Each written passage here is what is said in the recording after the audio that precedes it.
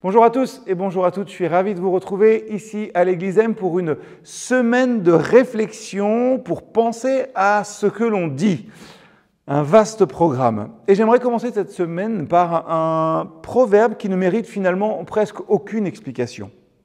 La mort et la vie sont au pouvoir de la langue. Quiconque l'aime en mangera les fruits. Proverbe biblique que vous trouverez au chapitre 18 et au verset 21 de ce livre qui porte ce nom des Proverbes. Et on le sait, c'est vrai, nos paroles ont un pouvoir immense. Elles peuvent blesser, guider, guérir, encourager ou décourager, apporter la vie ou apporter la mort. Et dans ce verset, il est souligné que notre langue a le pouvoir de produire des fruits. Il est donc essentiel de prendre conscience de l'impact de nos paroles sur les autres, mais aussi sur nous-mêmes. Car, c'est vrai, si nos paroles peuvent avoir un effet heureux ou fâcheux sur celui qui les entend, réalisons qu'elles peuvent aussi avoir un gros effet sur celui qui les prononce, et donc sur chacun et chacune d'entre nous. C'est ce qu'on pourrait appeler finalement l'effet boomerang.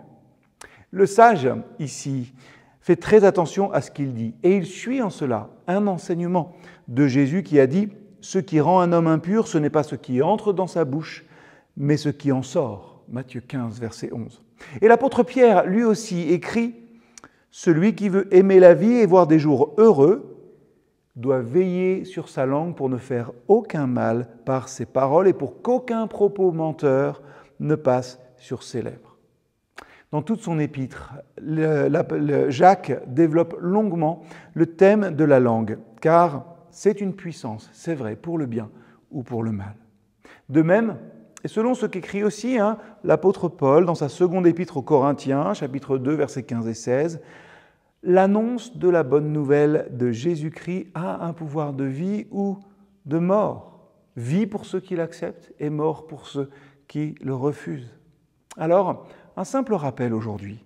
Avant de parler, prenons le temps de réfléchir à la manière dont nos paroles pourraient influencer les autres de manière positive. À très bientôt.